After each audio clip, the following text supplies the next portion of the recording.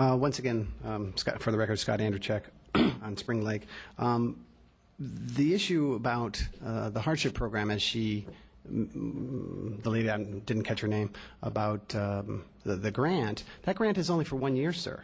You're all talking about a hardship program that you're going to fund every year for the residents of Spring Lake from a 1 year grant application? Is it going to come back every year and apply?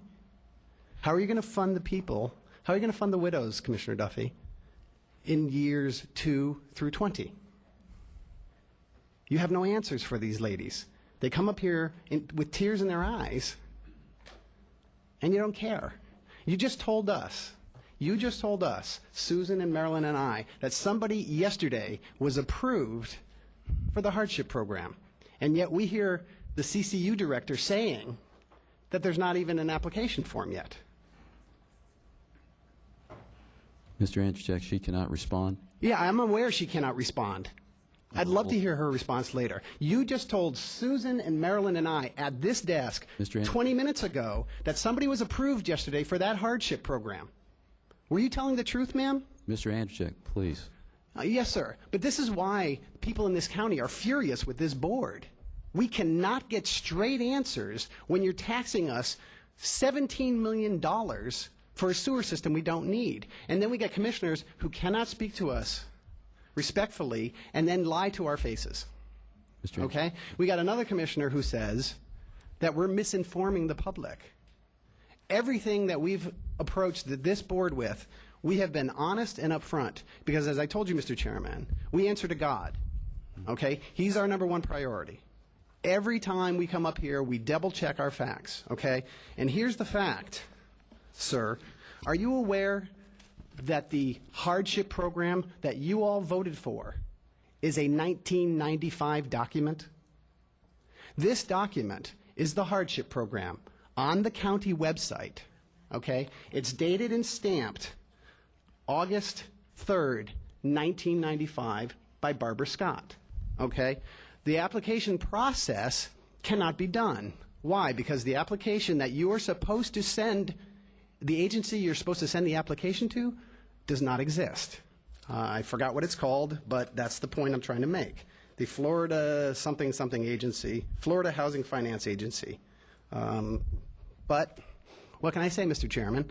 This is are you all aware, Mr. Chairman, that this was a 1995 document that you all voted on as the program to help the hardship cases in our community? I'd love to hear comments on this, because I find this very disturbing that you all get up in the public meetings when we have hundreds of residents here, all of them telling you not to vote for this program.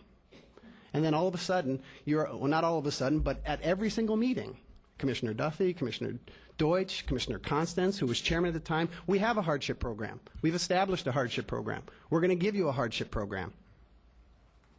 How does that happen, Mr. Sandrock? And then you've sent out the tax bills for these folks months ago, and you don't have an application program? We hear the CCU director just now saying, oh, we're going to get it all done. Meanwhile, their taxes are coming due. It's a shame. It's a disgrace. Thank you, Mr. Chairman. Thank you, sir. This is a public hearing. Anyone wishing to speak to the board on this subject, please step forward, sign, and state your name. You'll have 5 minutes. Yes, Commissioners, I would like to add something. What I just heard was that the hardship program will be used for the hookup. That's what I heard. I wrote it here as it was said. And the hookup will come when? In 3 or 4 years? I mean, I know what it's like to install sewers. I lived up north where they were being put in, and it took a couple of years and a lot of problems. So if this hardship program is going to be used for the people to hook up means everything's installed, ready to go, and it's up to the person if they want to hook up. Maybe you could clarify that, because that's what I heard and wrote down from Ms. Couture. It was going to be for the hookup. The second thing I'd like to say is I'm not really involved in this. I do live on West Spring Lake, and I am on sewers. I'm on the side of the street where the schools are, and the school is, and there are sewers there. So I am on sewers. I'm hooked up with CCU. I've been paying these rates all along. But there's fishing going on in West Spring Lake, and you talk about pollution. There are crab traps all over West Spring Lake. Last year, there were over 100 that I could see in that area, and I called the state on it. And it had nothing to do with the sewer program. That came up later. I had called the state, and because I was concerned that if they were over-crabbing or fishing in an estuary. That is an estuary. So the state said to me, no, it's okay. And they kept saying, no, it's okay. I said, you're talking about 100 crab traps every day being emptied. That's okay. I said, so the person who's doing it, you don't even want to know if they have a license or anything else? And the state said, no, no, because I had the number of the boat. They didn't want that either. So the state doesn't care, obviously. This year, their crab traps are out there again. These crabs are going right to our local restaurants and onto your table and everyone else's table if they eat crabs. So what are we saying here, that it's polluted or it's not polluted? Again, I am on sewers, and Mr. Sandrock knows the problem we've had there. I had been in contact with him maybe a couple of years ago, and we went over that a couple of times because of the problem where the sewer manhole cover blew off, and we had a terrible, terrible mess all over the lot next to my home and all the way up to my lot, and we had terrible problems there. And and that was all absorbed then, and then it's filtered down, I guess, and back out into West Spring Lake. And I'm on sewers. So I think it's a serious problem. I think we have to know more about what's going on. You need to know the cost. Well, I can talk about cost overruns up north where I lived. It was double the price again. Everything's double the price from the original.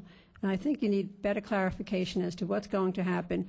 And again, I'd like clarification on what I just heard, that the hardship program will pay towards hookup, and hookup could be in 4 years or so. But the people are being charged this year. Right now, they have to pay their taxes by April or whatever it is, and they have to pay that, and they're not getting help with it this year for something that was never done last year in the first place, and it's not done now, and we don't even know when anything might start. Thank you. Thank you. This is a public hearing. Anyone wishing to speak to the board, please step forward, sign, and state your name.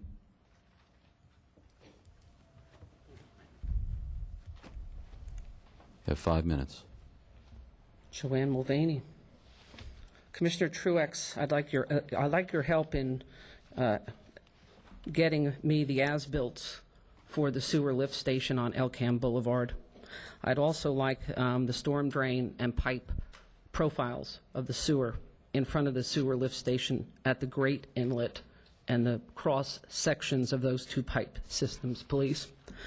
Also, I would like to address the Atkins report, $50,000 that was done thanks to the MSBU. Ms. Mulvaney, this is on the, basically on the CDBG grants.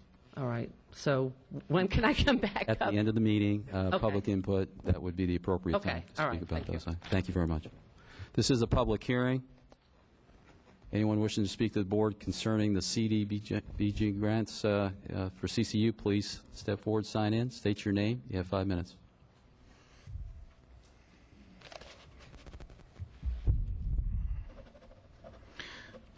Michael Zarzano, representing the American Freedom Farm. Relevant to the hardship issue and people who are less fortunate, this should be of paramount concern because in the Holy Scriptures, it clearly tells us as a people to take care of children and widows. Especially, it says, widows who are widows indeed. Government is not to be a burden upon the people. It is to be a shield.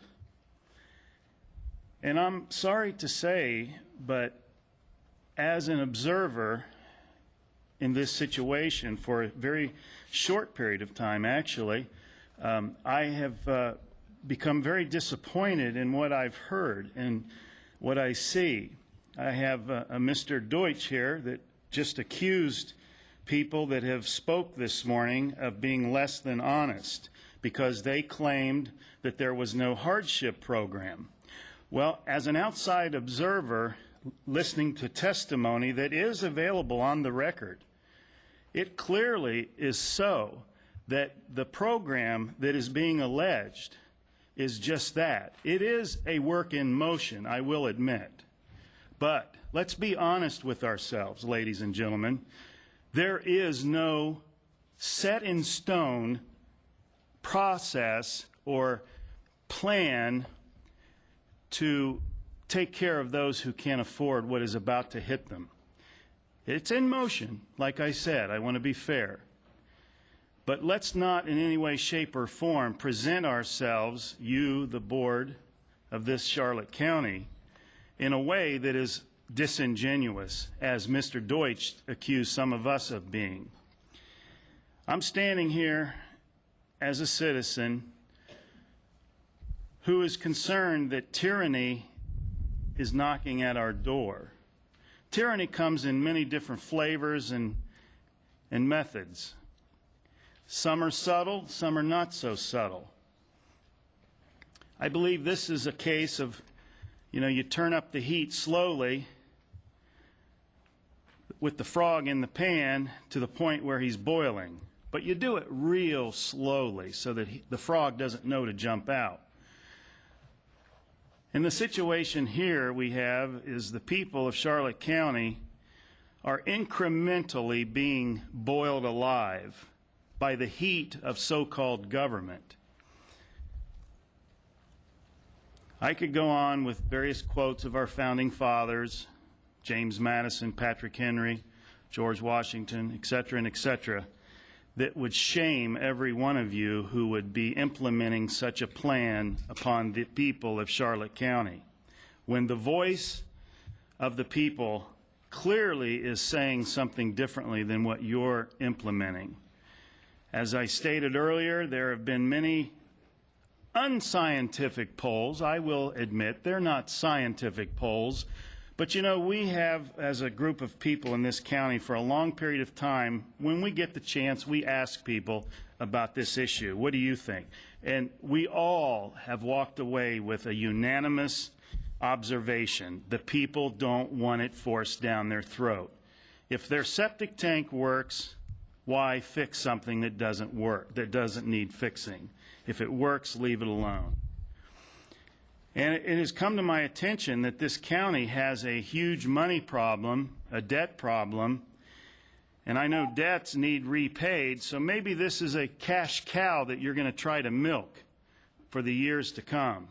I hope that's not the case, but the evidence is beginning to indicate that that very well might be the case, that you're creating a cash cow to be milked, because you have debts that are going to need to be paid, and you don't have any idea how you're going to pay them. So milk the people. That's all. Thank you for listening. Thank you, sir. This is a public hearing. Anyone wishing to address the board, please step forward, sign in, state your name. You have 5 minutes. I won't need 5.